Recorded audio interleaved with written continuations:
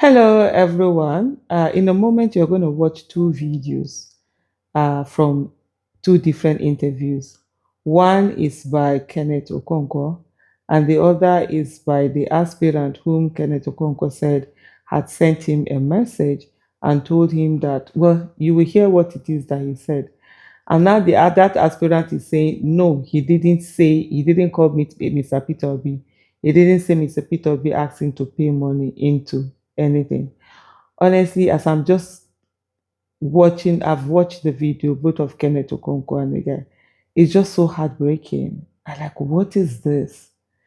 You see, like, I don't know to call it anger, to call it venom, to call it whatever.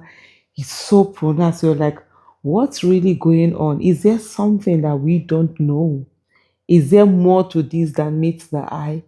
Because I really can't understand, any one of them. But before I go on too much, just take a look at both what Kenneth Okonkwo said and the man coming to say, "Hey, I didn't tell you this. This is what I said in the message that I said." You just draw a conclusion because at this moment, honestly, I don't even know what to say. Anybody who is voting for NDC and P2B is voting for criminality. And I will prove it with facts. I will call names. There is one man called Ogbunike Ohaegbu, the House of Representatives aspirant, Newi North and Newi South, and Ekusigo local government from Anambra State. He sent an SOS to me. And he said that P2B is now the head of the criminality, that they were scammed in NDC. And he said, Okonkwo went back to his people and made sure that every constituency produced one candidate so that they will not be scammed. But P2B told them that all of them, the aspirants, should go into the field and that they thought they were going to have primaries. Remember, Sereka Dixon came out and said, once you pay your expression of interest form, you are not going to pay any money. When you are now the one that is nominated, that's when they will take nomination fee. And all of them ran into it. Then P2B and the leaders of the Southeast now went and told them, anybody who wants to be House of Rep person, after paying that expression of interest, must pay 10 million naira bribe. And Senate, 20 million naira bribe.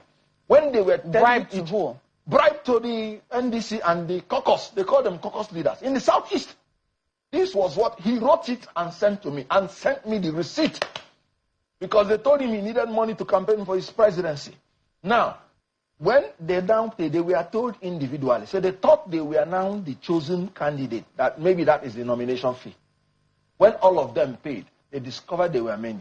Then we are now told to go into the field for direct primary. And when they now went into the field, they thought that there was going to be genuine primary. And as they were in that field, killing themselves, P2B was in John Wood Hotel. He mentioned the hotel, writing the list of candidates. And after that, they submitted it. You know what he said? He said, I am not disappointed that I lost the ticket.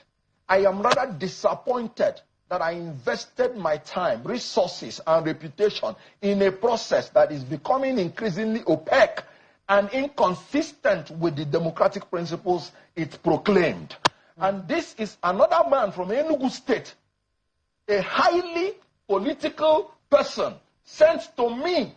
And you know what he said? He said, I have a direct taste of the fraud called P2B. Recently in NDC. But we must put that, yes. NDC has become a national dialogue for criminality. No, but just a moment. Discussion of criminals. Mr. Okonkwo, you do acknowledge that that was the testimony of one person, and it's an allegation. No. You haven't investigated that. Hold on. To be able to say you did your own investigation, yes, and you found it to be true. What, did you know what Aisha said?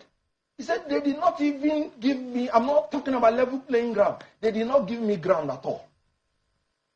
He said it on TV. I'm talking about corroboration. A lot of them have said it. And you know why I'm annoyed? You said I did the investigation. I am the leader of ADC in Enugu State. The same people we thought that they will not extort the aspirants. They are the people that went to NDC and they started extorting the aspirants. NDC has come out with a statement trying to distance themselves from what is happening in the Southeast. And they said it is the caucus leaders in the southeast that are responsible. Yeah. P2B from Anambra State, Okosleze Nwodo from Enugu State, Ugochukwu Onyema from Abia State, Achiku Demwa from Imo State, and what else is remaining? Yeah, but don't you think that is? Yes. I mean, Sam Ebon from I'm not trying Five to states in the southeast. exonerate You know what anyone. I'm telling you? We want to bring new leadership in the southeast because of leaders like this. That is why southeast has been coming last in Nigerian politics. Southeast people are marginalized in the federal government. We fight to eat, and after that, some of our leaders are calling us and scamming us. I told them that Peter is going to scam them. Yeah, but that is a political con man. Look at what is happening. I'm saying that again. You will go to diaspora. I don't give shish, but you collect shish. Mr. Okonkwo, I think it's important. Let's limit this to what he said. I said. Okay. So he said that the National Caucus told us to pay 10 million naira. That is the issue. I never said that, and it's not in the message. And I will want this conversation to limit it to what he said. I said what he said on the national TV. Yes, we're limiting it to that because what he said is that, and this is very ridiculous because it looks like we're doing she said, he said.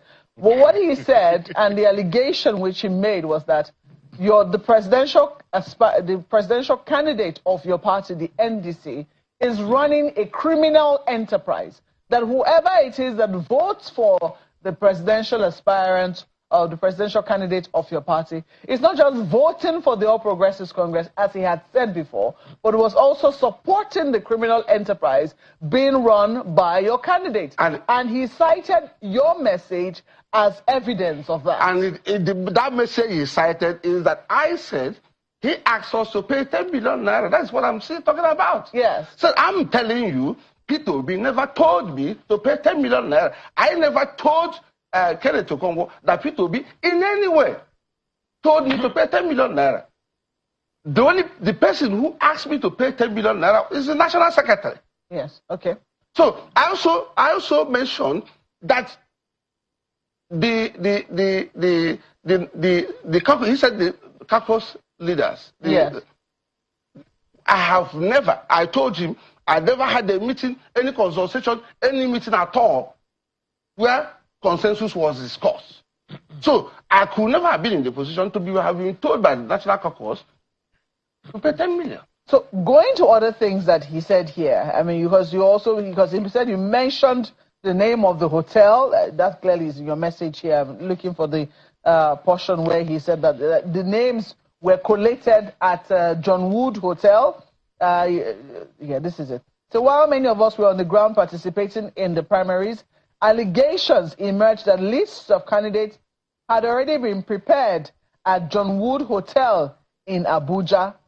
The situation became even more troubling when the party, in its press statement cited by the National Secretary, distanced itself from the controversial list while simultaneously acknowledging circumstances that effectively rendered the outcome of our primaries meaningless. The question is, who was in John Wood Hotel? I should tell you. What I said there is there was an allegation. Yes. There was an allegation that the list has been prepared in John Wood. Okay.